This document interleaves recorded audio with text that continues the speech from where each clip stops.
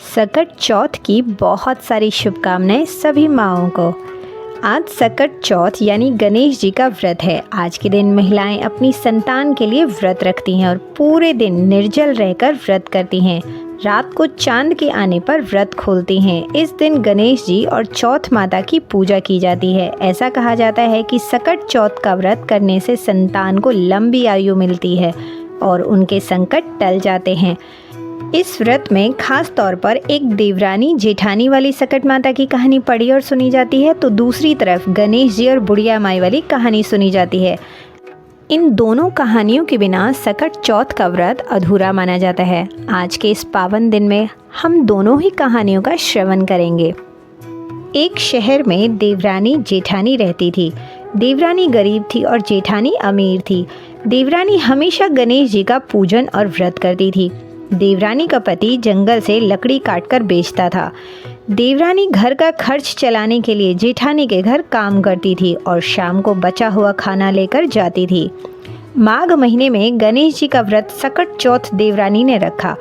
उसके पास पैसे नहीं थे, इसलिए उसने तिल व गुड़ लाकर तिलकुट्टा बनाया। पूजा करके तिल चौथ की कथा सुनी और जेठानी के यहाँ काम करने चली गई। सोचा शाम को चंद्रदेव को अर्घ देकर जेठानी के यहाँ से लाया हुआ खाना और तिलकुट्टा खाएगी। शाम को जब जेठानी के घर खाना बनाया तो उसकी जेठानी का व्रत होने के कारण सभी ने खाना खाने से मना कर दिया। अब देवरानी ने जेठानी से कहा, आप मुझे खाना दे दो जिससे मैं घर जाऊं। इस पर जेठानी ने कहा कि आज तो किसी ने भी अभी तक खाना नहीं खाया है, तुम्हें कैसे दे दूं? तुम सवेरे ही बचा हुआ खाना ले जाना। देवरानी उदास मन से घर चली गई। देवरानी के घर पर पति बच्चे सब आस लगाए बैठे थे कि आज तो त्योहार है, इसलिए कुछ पकवान आदि खाने को मिलेगा। लेकिन अब बच्चों को जब पता चला कि आज तो रोटी भी खाने को नहीं मिलेगी तो बच्चे रोने लगे। उसका पति भी बहुत क्रोधित हो गया और कहने लगा कि दिन भर काम करने के बाद भी वह 2 रोटियां तक नहीं ला सकी। वह बेचारी गणेश जी को याद करती हुई रोते रोते पानी पीकर सो गई। उस दिन सकट माता बुढ़िया माता का रूप धरकर देवरानी के सपने में आई और कहने लगी, सो रही है या जाग रही है? वह बोली, कुछ सो रहे हैं, कुछ जाग रहे हैं। बुढ़िया बोली, भूख लगी है, खाने के लिए कुछ दे दे। देवरानी बोली, क्या दूं? मेरे घर में तो अब अन्न का एक दाना भी नहीं है। जेठानी बचा खुचा खाना देती थी, आज वो भी नहीं मिला। पूजा का बचा हुआ तिलकुट्टा छीके में पड़ा हुआ है, वही खा लो।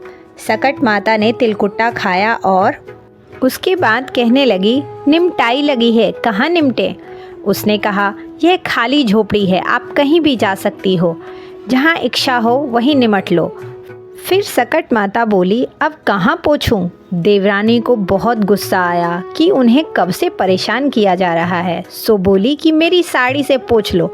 देवरानी जब सुबह उठी तो यह देखकर हैरान रह गई कि पूरा घर हीरा और मोतियों से जगमगा उठा है। उस दिन देवरानी जेठानी के घर काम करने नहीं गई। जेठानी ने कुछ देर तो राह देखी, फिर बच्चों को देवरानी को बुलाने भेज दिया। जेठानी ने सोचा कल खाना नहीं दिया था ना, इसीलिए शायद देवरानी बुरा मान गई होगी। बच्चे बुलाने गए तो देवरानी ने कहा कि बेटा, बहुत दिन तेरी माँ के यहाँ काम कर लिया। बच्चों ने घर जाकर माँ से कहा कि चाची का घर पूरा हीरा और मोतियों से जगमगा उठा है। जेठानी दौड़कर देवरानी के पास आई और पूछा कि यह सब कैसे हो गया। देवरानी ने उसके साथ जो हुआ वह सब कह डाला। उसने भी वैसा ही करने की सोची।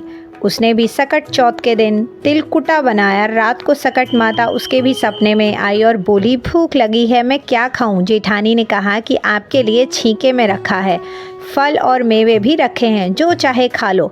सकट माता बोली, अब निपटें कहाँ? जेठानी बोली, मेरे इस महल में कहीं भी निपट लो। फिर उन्होंने बोला कि अब पोंछूं कहाँ? जेठानी बोली, कहीं भी पोंछ लो। सुबह जब जेठानी उठी तो घर में बदबू ही बदबू, गंदगी के अलावा कुछ भी नहीं थी। हे सकट माता, जैसे आपने देवरानी पर कृपा की वैसे ही हम सब पर कृपा करना। इस कहानी से हमें ये सीख मिलती है कि संकट के समय हमेशा धैर्य और विश्वास बनाए रखना चाहिए। भगवान के प्रति श्रद्धा और अपने परिवार के प्रति समर्पण से सब कुछ सही हो सकता है। और वहीं पर दूसरी तरफ हमेशा अपने परिवार में बड़ों और छोटों का सम्मान और प्यार होना चाहिए, ना कि उनका अपमान और तिरस्कार। एक बुढ़िया थी, वह बहुत ही गरीब और दृष्टिहीन थी। उसके एक बेटा और बहू थे।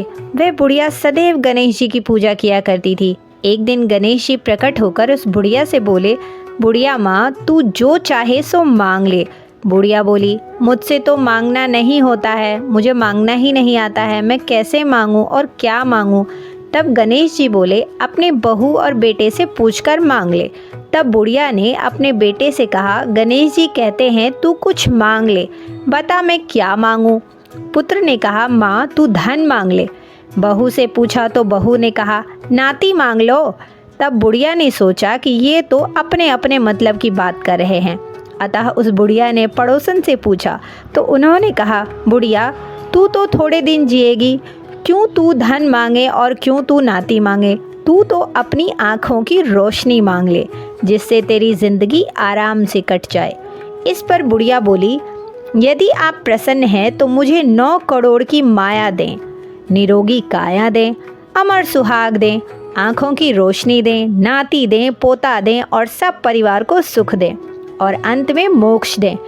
यह सुनकर तब गणेश जी बोले, बुढ़िया माँ, तुमने तो हमें ठग लिया, फिर भी तू जो मांगे मैं वही तुझे दूंगा अपने वचन के अनुसार, सब तुझे मिलेगा।